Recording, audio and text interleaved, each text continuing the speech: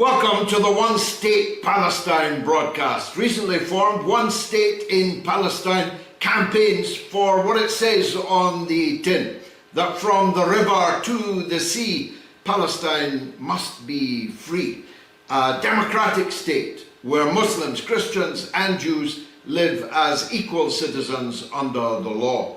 One man, one woman, one vote. It was good enough for post-apartheid South Africa. It must surely be the answer to post-apartheid Israel-Palestine. Now, as the world's attention fixates necessarily on other theatres of conflict, other great summits, other huge issues and threats in the world, we're determined not to lose sight of this fact, that Palestine is the moral centre of the world. It is situated in the colonial era. It is the last great anti-colonial struggle. Of course, neocolonialism has supplanted actual colonialism and can be just as pernicious a foe. But the European settler state that was established in Palestine belongs in the same drawer as the white settler states of South Africa, of Zimbabwe, Rhodesia, of Zambia, of Nyasaland, of Portuguese Mozambique, of Portuguese Angola, Portuguese Cape Verde. It is in the same block as French Indochina, what a thought, as Dutch East Indies. These were expressions of sometimes ethno-religious supremacism. That because we were bigger, because we were more developed, because we had bigger guns than them, we had the right to take their countries and ruthlessly exploit them for ourselves. And, for that matter, seizing not only the land and the resources of those countries, but in the era of slavery, to take the very human beings themselves and transport them in chains in the bowels of ships across the Atlantic, to work them then as beasts of burden. Israel-Palestine belongs in that same box. Now, the fact that the other failed European settler states, the fact that the Belgians, the Dutch, the French, the British, and others cling so furiously to their support for the settler state in Israel-Palestine is testament to how they see the settlers in Palestine as people like us, as people like them. They know, even if some of our people don't, that this is the last great anti-colonial study. And we are determined that the situation in Palestine this day of mass murder and genocide, of starvation and thirst, and of the complicity, the collaboration, the active collaboration, in many, many cases, of the imperialist countries of the globe in that genocide must never be forgotten. I was on record in the week of saying this: the only cash or compromise can fully explain just how vast the expenditure of political capital by Western countries in support of Israel. But there is a third reason, and I've just alluded to it. And that third reason is that they are not ready to let the idea of colonialism die. They are not ready to relinquish their previously open beliefs that some countries, some civilizations have the right to supplant others, have the right to occupy and to exploit others, that some people are more equal than others. So the fact that we are now almost 2 years into what by any metric is a genocidal slaughter, if what's happening in Gaza is not genocide, well, what would genocide be? It is estimated by Israeli sources that as many as 1/5 of the Palestinian people in Gaza have been ruthlessly and deliberately eliminated. There is no question about the word deliberately, as we saw in the murder of 5 Al Jazeera journalists and film crew earlier this week. These people deliberately target the people that they are slaughtering, including the women and the children. The facts are that Ukraine, even Iran, are competing for headspace, are competing for media space, competing for the attention of the world's political leaders, if they can be so called. And therefore it's our duty to keep returning Palestine to the center of the stage. And that's one of the things that one state in Palestine is determined to do. But it has another side to it. And every day, all of us on the platform tonight, and maybe many of you, have to face the cry of despair that one democratic state in Palestine is some kind of unicorn, is some kind of unachievable aim. Some of the people who say that try to pretend, or have maybe even fooled themselves, that the so-called two-state solution, which isn't even a solution, even if it were implemented, has some chance of being realized. Smotrich today gave a license for thousands more illegal settlement houses and other installations at the gigantic settlement of Ma'ale Adumim, just outside Jerusalem.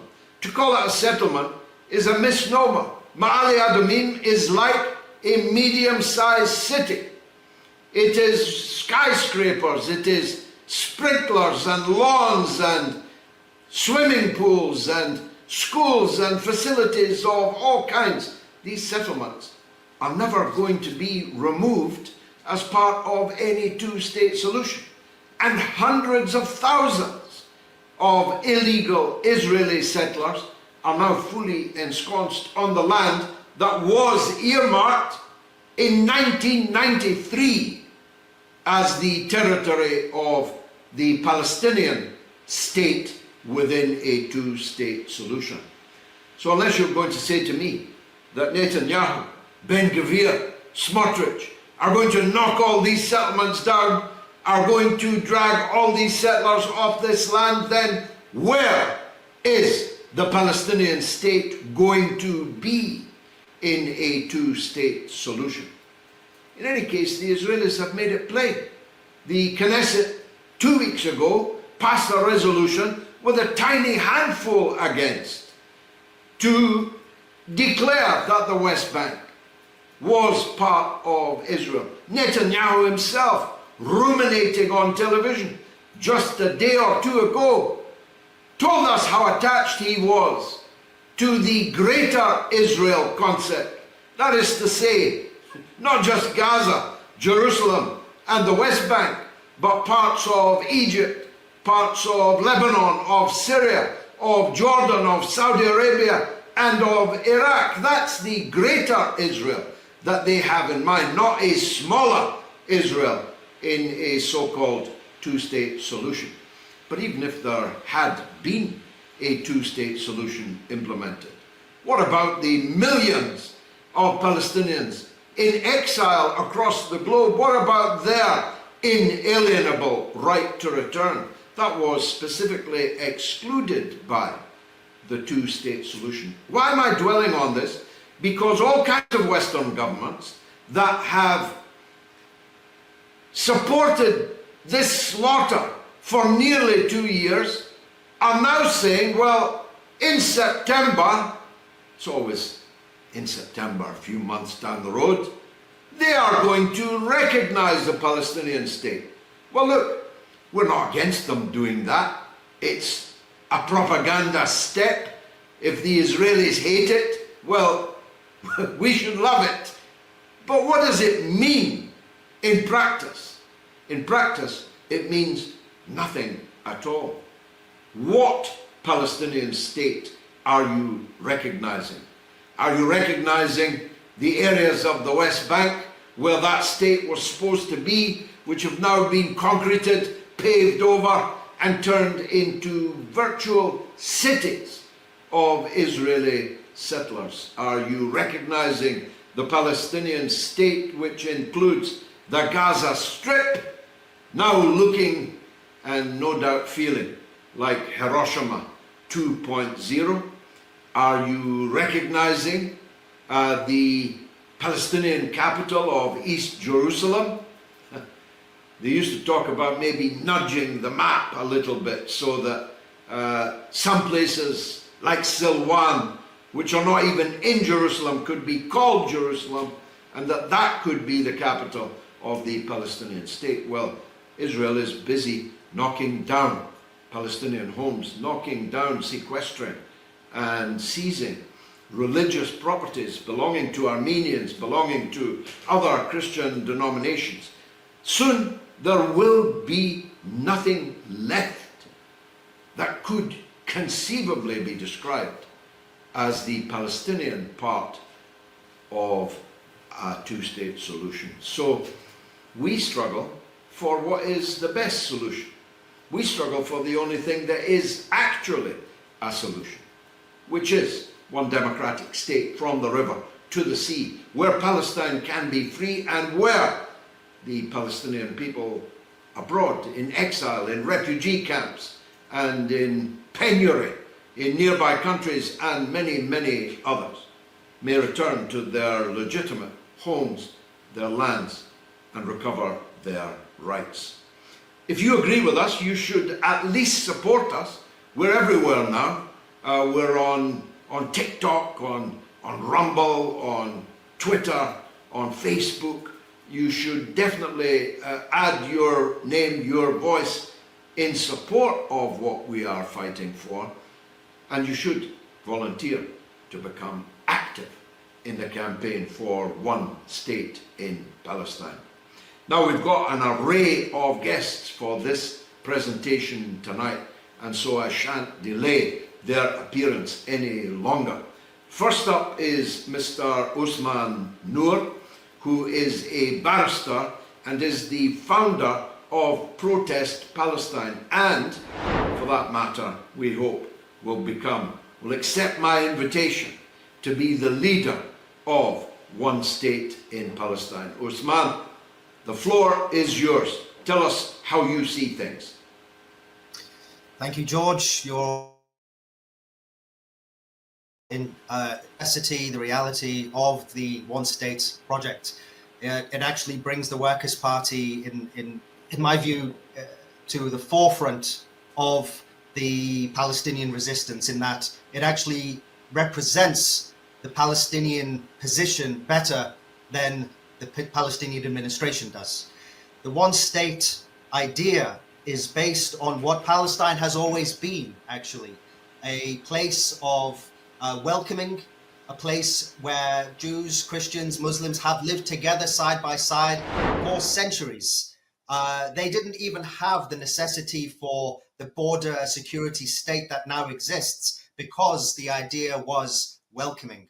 And so what we are doing is calling back to what has always been true for Palestine, and acknowledging that, as you said very eloquently, George, that the two-state is actually the unicorn here. The one state is not. The two-state, it is a figment of people's imaginations. There is no two-state. It is an ethno-nationalist death cult that is eradicating the indigenous people, and has been doing so for decades. It is not just eradicating the people, it is eradicating the landscape, it is destroying the natural habitat. It is, in my view, and I mean this literally, it is a parasite, in that it pretends to be its host, it sucks life out of its host and drains it for all it's worth, and carries on destroying it and pretends to be it. That is the nature of Zionism. It plants itself. And I think in the first place, it did that to the Jewish religion by posing as a spokes representative for the Jewish people. It is not that. It masquerades as Jewish, but nothing could be more treacherous to the actual teachings of the religion. It then supplants itself in Palestine and commits ethnic cleansing of the indigenous people and pretends that it is them. And now it is a parasite on all Western allies that have put themselves in their ship. We see the Western states tearing up basic norms of international law, basic norms of international customs. What won't they do to protect Israel? So it is tearing up everything that it relates to. So it needs to be addressed for what it is, a sick ideology that is based on race supremacy and has obviously now been eradicating literally everything around it. What I will say, though, George, the one-state solution is the right solution. It is an urgent solution, but there is one step towards that is perhaps even more urgent, which is that, in truth, Israel is exterminating everyone in Gaza. It is committed ideologically to that. It cannot stand the existence of the Palestinian people, and therefore it is in the mode of extermination or expulsion, right? And we see that there are hundreds of trucks of food and aid all around Gaza, and yet on the other hand, we see emaciated children. We need to get into the mode now where we understand Israel for what it is. We've had 22 months, and those of us who've been following Palestine and Israel for longer have known for a long time that Israel cannot be negotiated with. The Palestinian resistance has known this, has been trying to inform us of this. Israel cannot be negotiated with. It is peak violence. It is hell-bent on eradication. So we need to get out of this frame of mind where there's ceasefire discussions or there's notions that there's going to be some resolution or some summit that might take place. They are eradicating the Palestinian people, and there is therefore an urgent imperative, a legal obligation, in fact, of a military intervention.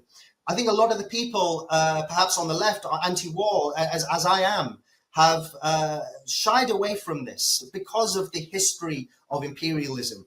But what we also need to do is grapple with reality, which is that unless these food trucks are delivered urgently tomorrow, in fact, yesterday, to the people, then they will all die, right? So, in fact, this call for a military intervention, it is not just a humanitarian and moral imperative, but it is actually what international law says should happen. When we acknowledge that there is a genocide, actually, there isn't a more universally adopted and agreed norm in the world that we should prevent genocide. And that includes an obligation to take military action to stop it. So we have been in the frame of mind primarily within the Palestine activist camp of boycotts, divestments, and sanctions, and these are crucial, but they are ultimately a way of reducing our own complicity in the project, which is necessary. But we also need to proactively stop the extermination. We have seen attempts made by civilians like the Freedom Flotilla. I was on the march to Gaza where we tried to get to the border. More of these flotillas are coming, and Israel is simply either bombing them or kidnapping the people on board. Therefore, we need to get in. We shouldn't go there with the attitude that we're going to get arrested. We need to go there with the attitude that we're going to get in and break the siege to implement a no-fly zone. Basic requirements. Israel is going to carry on killing until this happens. And no point in talking about one state if the eradication happens, right? So we need to, that is the urgent imperative. So I founded the Protect Palestine campaign, and it's been very clear in the response to the campaign that has been what most people are feeling is the right course of action, but we need to now channel that into political mobilization. And the Workers' Party, obviously receptive to the demands of the Palestinian people, have said one state is the right solution. We also need leadership, I think, on the call for a military intervention as well. But look, we need to be true to the ideals of what we stand for. We are anti-racist. We are anti-apartheid. We believe in the idea that there is a fraternity at the core between humanity, and that there is scope, there is hope for a better future, and therefore we must call for a one state. That is the only thing worth fighting for. And that is what the Palestinians, especially those involved in the armed resistance, have always acknowledged is the right way forward. Amen, and a very useful corrective. Of course, there will be no one state if there are no Palestinians left alive or on the territory to form it. And I strongly support the call that you have just made for international intervention. The Chapter 7 provisions of the United Nations Charter and the tried and tested method in the Security Council in the past was that a Chapter 7 emergency is declared and the Security Council empowers any and all of its members to insert themselves in a physical, kinetic, military intervention to stop genocide, to stop slaughter. Now, of course, the United States would veto any such Chapter 7 resolution. But then we, perhaps unusually, can rely on the new doctrine of RTP, the right to protect, which Tony Blair and Bill Clinton invented in Chicago in the 1990s, and which was used to justify the intervention of big powers in what they said were genocidal situations when they could not get agreement in the Security Council. So my position is, Chapter 7 now, if America vetoes it, then the willing should form a coalition and should enter the Gaza Strip to bring the killing to a halt. That's not just moral, that's not just the right thing to do, it is the only legal course of action. It is illegal to see a genocide going on and not to do anything, everything that you can to bring it to an end. And this is, as you say, been slow to be picked up by people on the left because it looked like another foreign intervention. But frankly, this has reached such a critical stage that there can be no justification for big powers, especially big powers like China, big powers like Russia, big powers like Turkey, for standing on the sidelines and wringing their hands whilst an entire people are exterminated. Thank you, Ousman. Let's turn to Dr. Rahmeh Aladwan, who is herself part Palestinian and a British NHS doctor. Doctor, welcome to One State Palestine and this broadcast. Give us your perspective, please, on these issues. Thank you for having me.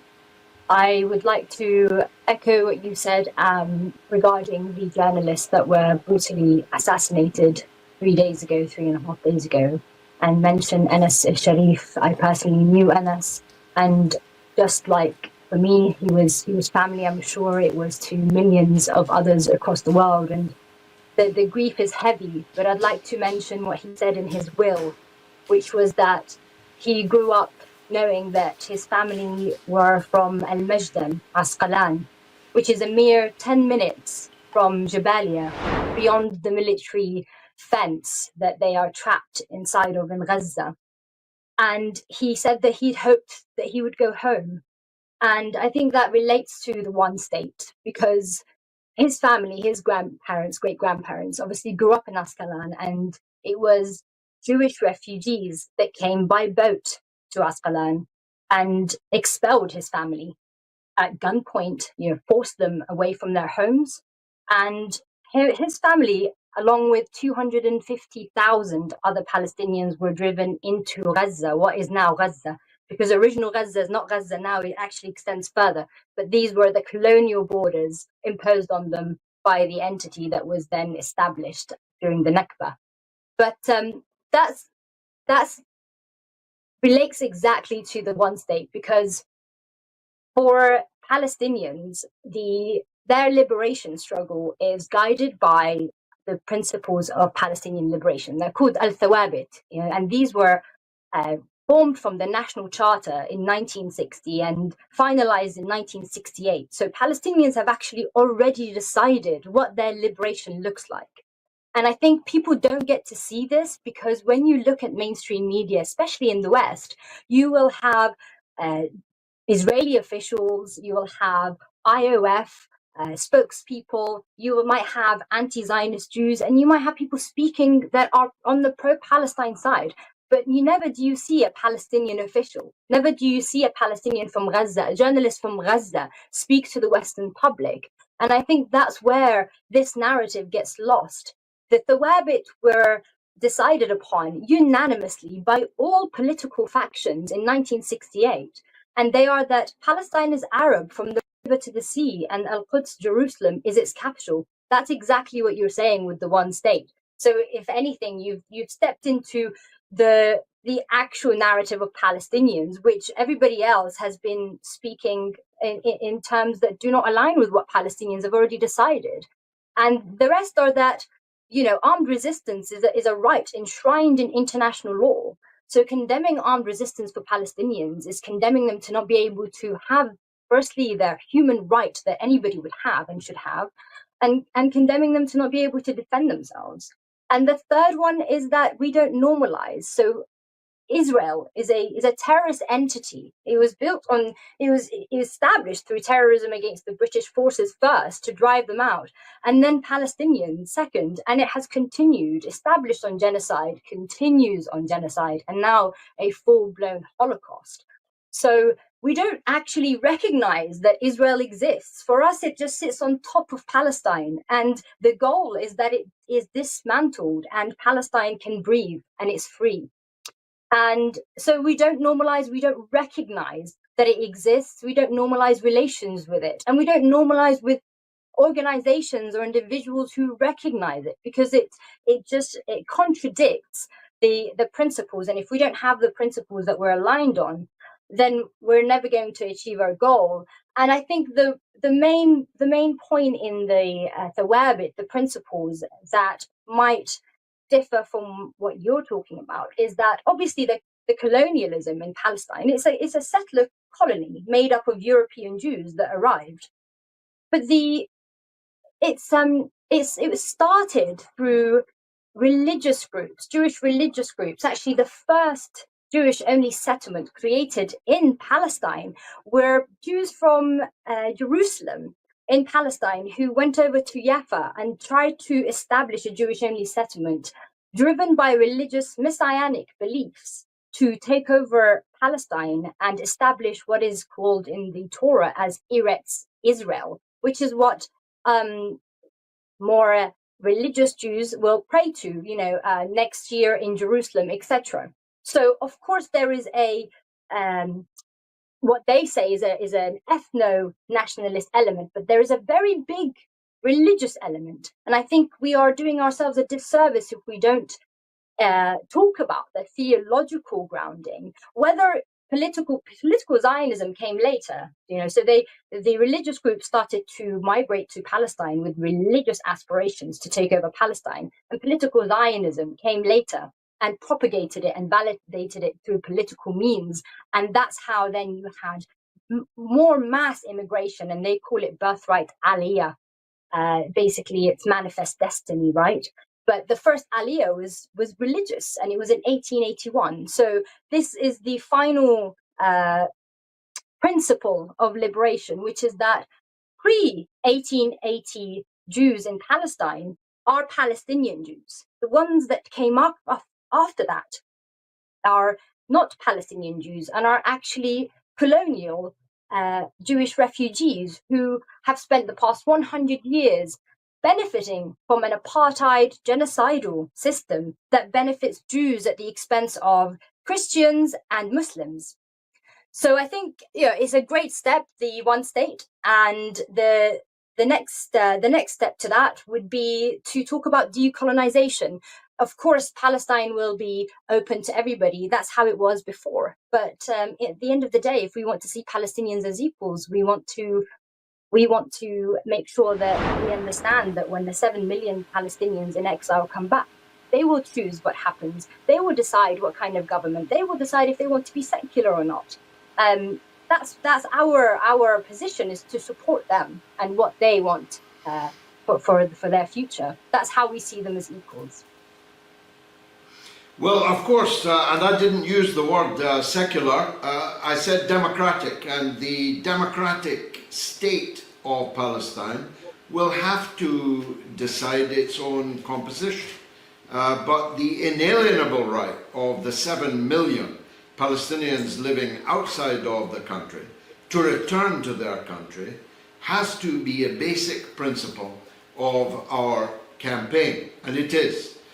Equally, no one has the right, however long they have been there, whether it's 70 years or 100 years, no one has the right to live in someone else's house, on someone else's land, to which they have title. It doesn't matter if you were able to drive away the rightful owners of the house, of the land, of the farm. It doesn't matter if they then have died. Their children and their children will always be the rightful owners of that land. No doubt, some of today's Israelis would, just as some of today's white South Africans after apartheid, would choose to leave. I personally think the great majority of them would choose to leave because they have enjoyed living as the supremacists, as the chosen ones, on someone else's land, in someone else's house, and they're not ready to make way for the returning rightful owners. But those who did seek to stay in that one democratic Palestine would definitely have to atone for the atrocity of this long period of colonialism from which they and their ancestors have benefited. Of course. So I don't think we are necessarily apart on that question. My position would be this is a matter for the Palestinian people in their democracy, in their one state. So thanks, Doctor, for a spirited contribution. Very nice to meet you for the first time. Let me go to someone who I'm definitely not meeting for the first time, a very close friend of mine. Christopher Helali is an international analyst, geopolitical expert. It's a pleasure to be with you, George. Thank you so much for inviting me and for having me on. Of course, the one-state Palestine it's all yours. Solution is the only solution that we have now available to us, and it is the principled solution to this ongoing real horror and tragedy for the past century. And for us, I think that it's important to hold the Zionists to account for their constant propaganda about being the quote-unquote only democracy in the Middle East. They always, you know this, it's the common refrain, we are the only democracy in the region. Okay, if you are a democracy, give democracy to everyone, including the people you occupy, including the people that you control, including the people that are under your military observation and structures and terror. And so in that way, we can undo the apartheid from within, just like in South Africa, just like, as you mentioned, in Rhodesia. Of course, there was an armed struggle, which was very important, but the moral call was a critical component. And the moral call didn't only come from Black South Africans or Blacks in Rhodesia, eventually Zimbabwe. It came from also Jews, as you yourself have noted many times, very prominent Jews in South Africa and in Europe and in the US and abroad were campaigning for an end to apartheid. And very prominent Jews today, by the millions, are fighting for a free Palestine because they say, once again, not in our name.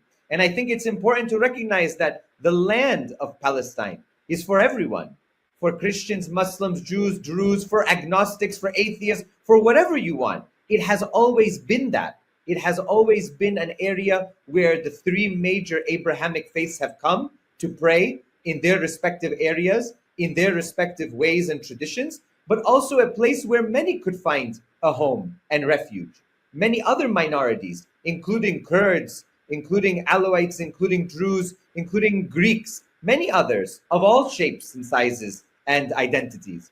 And I think that that's so critical at this point, that clearly, I think we can at first say that the Zionist project, as is well established, is a racist project. The UN General Assembly already approved that and recognized that in 1975, as we are familiar with. That Zionism is a form of racism, is a form of racial discrimination. If that is the case, there can be no future for everyone in that land if, of course, it is a land that is ultimately for only one group, that it privileges only one strata of that society. So, of course, the nation state law that was passed just a few years ago violates any principle of democracy, violates the basic human rights and human dignity of all of the people of that land, because it says that this is inherently a Jewish state, and only Jews in this state have the right to self-determination. Well, of course, you cannot have a state like that at this point that is solely ethno-religious and claim at the same time, claim simultaneously that it is somehow a democratic state and a state that is upholding human rights, human values, and human dignity. It simply isn't the case. You can have an ethno-religious state, but that state is ultimately one that is fascistic, one that violates the basic dignity of people who do not constitute the majority or the included group, the group that is recognized by law. And ultimately, it cannot have any claim to any moral or ethical compass because it excludes others from its own fruits of the state and ultimately of the rights that the state provides. So I think that the one state project, which has been pushed by many, and we know many of our friends like Ilan Pape and many others have been talking about this for many, many years, that ultimately the Zionist project is going to come to a head when it has to confront the reality that it controls the lives and destinies of millions of people under its control and under its regime, its legal regime, its military regime, its political regime. And with that, it ultimately will have to come to a crossroads, whether it will continue to ethnically cleanse and commit this horrific genocide, not only in Gaza, but also in the West Bank and in occupied East Jerusalem, or if we are going to campaign hard enough to say that that state can no longer be an apartheid state, it must be a state for everyone. And that is regardless of their ethnic, religious identity. That's the real crux of what we are speaking about here. One state from the river to the sea for rights for everyone. You know as well as I do that these settlers, which number now over 800,000 in the occupied West Bank, they're not going anywhere at this point. And if they are forced out, it will not be like Gaza 2 decades ago where settlers were forced out and dragged from their houses. We're going to see armed conflict. Already, Israeli media is speaking about civil war as a possibility within Israeli society, given the factions that exist between religious Jews who don't want to serve in the so-called Israeli Defense Forces, given the fact that there are secular Jews who are having big issues with the religious side. There's a lot of fragmentation. Of course, there's an overwhelming majority that are very much fascistic and very much supportive of the genocidal policies.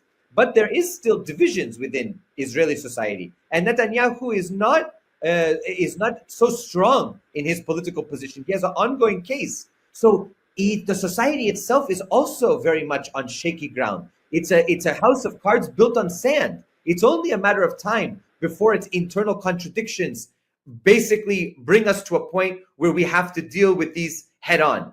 And I think that our campaign, One State Palestine, and the global campaign for Palestine can ultimately affect a major transformation and change by really pushing for an inclusive state for everyone. Hold them accountable and say, okay, you want to be democratic, give the rights to all of the people that you occupy. And if those rights are given, of course, you ultimately run into the demographic situation, which of course is the biggest fear for the Israelis, that they are going to be outnumbered. But that's just the reality of the case. They came to a land already populated. You know, you say it oftentimes that, well, one group of people promise another group of people a third, group of people's land. And ultimately, the Palestinian people had no say in this situation, but they deserve a say now. If the West wants to continue to push that they have some moral compass, some ethical codes, some principles of human rights, then ultimately the only solution is to guarantee those rights for everyone from the river to the sea and let the politics play out. But if it's going to be democratic, then the ballot box has to be respected. The ballot box was not respected in Gaza, as we well know, and the ballot box has not been respected in many parts of the region and in large part around the world if it doesn't conform to what the West wants. But we must respect ultimately what that ballot box will look like. This two-state solution for me is dead at this point. I cannot foresee any real, tangible path forward for the two-state solution at this point. And I think that the recent pronouncements over the past few weeks are clear that there is a rapid push towards annexation, towards settlement advancement, as you rightly pointed out, with the recent statement by Smotrich, and also Ben-Gvir is talking about it. Everyone is speaking about this is the moment for Judea and Samaria. So if that's the case, now we're going to move to the next level of fight, and that's the fight ultimately for the rights of the people within that occupied land to have full political, economic, social rights in that land.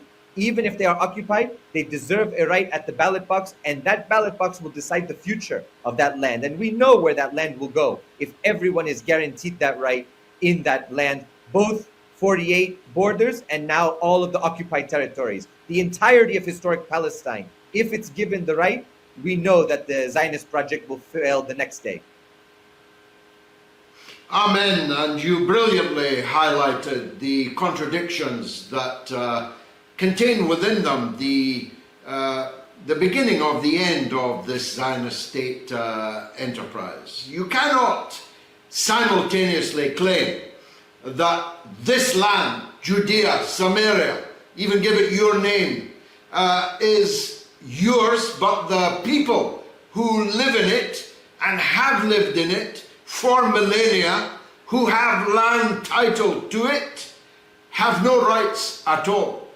That is the very definition of apartheid. And if you call it what it is, you make it much more difficult for Western governments, politicians, journalists, or just ordinary people to openly support it. Who wants to say that they are a supporter of apartheid? And the truth is, the Zionist project depended upon the mass transfer of all Palestinians from the land that they were occupying, and they failed to achieve that.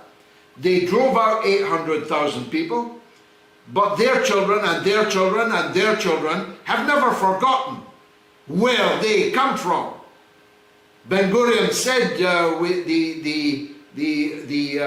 the old will forget, but they never forgot, and they passed on their very clear memories of their own land, their own houses, their own orchards, their own orange trees. They passed them on to their children and their grandchildren, and those grandchildren are as determined to return to their land, to return to their homes, as their grandparents, great-grandparents were.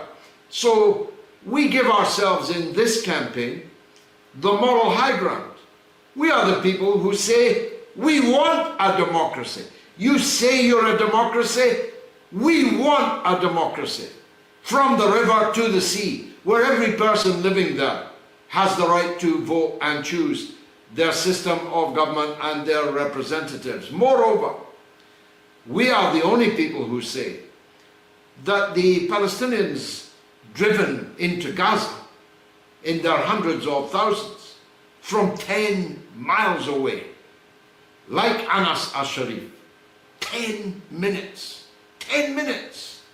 away is his house, his land, but he lived and he died in a refugee camp called Jabalia in Gaza, able to see through the fence his own house, his own land, but never to be allowed to return to it. This cannot be accepted by any normal person. It is called an inalienable right for a reason. It's a right that no one can take away from you. It is your inalienable human legal right to return to the land from which you have been driven, however long it takes, however many generations that it takes. That was Christopher Helali, the great geopolitical strategist and analyst. I told you he was good, and he proved it. Our final speaker this evening is an old friend of mine too.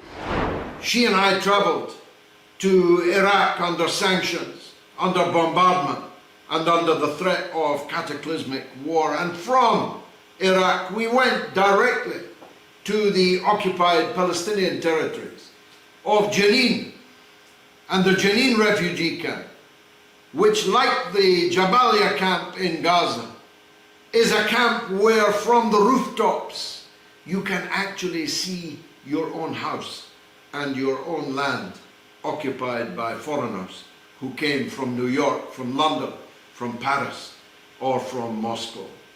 That Jenin camp had then recently been subject to a massacre of the kind with which we've had to become so familiar in Gaza and elsewhere. She is Yvonne Ridley. She is a journalist of note, a journalist and broadcaster and political activist, and the lead candidate for the Workers' Party in the upcoming Scottish Parliament elections in Glasgow in May of next year.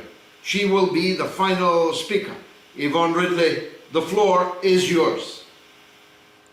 Thank you, George. Well, I was so impressed when you and Chris Williamson unveiled the one solution, one state, one Palestine. And it is so obvious because you just have to look at the map of Palestine at the moment and all those little bantustans that are in the occupied West Bank. And then, of course, there is Gaza.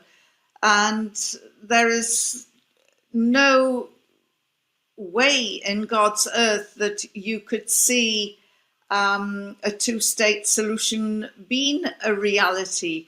And anybody with the slightest degree of common sense would be able to look at that map, that ever-shrinking map, and see that it is impossible for the Palestinians to live in a two-state.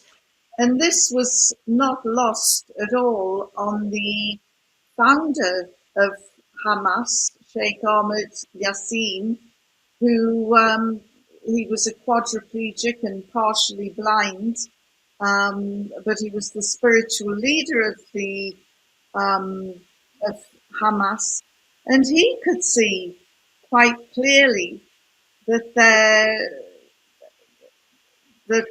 there could only be one state in Palestine. So, with all due respect, your announcement last week was actually on the list of Sheikh Yassin, who said it is not enough to have a state in the West Bank and Gaza.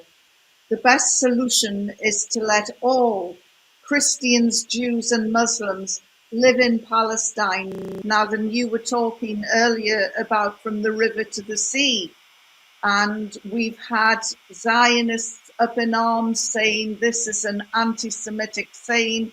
Again, they've dominated this narrative, and anyone who challenges it is called anti-Semitic. And yet the whole world says nothing, as it did yesterday when Benjamin Netanyahu talked about his vision for a greater Israel, which would take a big chunk of Egypt and Jordan and part of Saudi Arabia and part of Yemen, and basically a land grab of a huge swathe of the Middle East. But nobody jumps up and down and says he wants to wipe Palestine off the map. which he does, and he's made that quite clear in his treatment of Gaza, but he also wants to wipe off part of Egypt, part of Jordan, and nobody challenged him when he made this announcement just yesterday on one of the Israeli channels, that he feels very attached, and he's invoking this religious vision that he's having of a greater Israel. And he, in fact, said during this interview yesterday that he's on a historic and spiritual mission. Now, can you imagine if the Hamas leadership started talking like this? It would be a cause for another war. And I do wish that the Arab nations would grow a spine. And this was something that really shocked me when you took me to Jenin.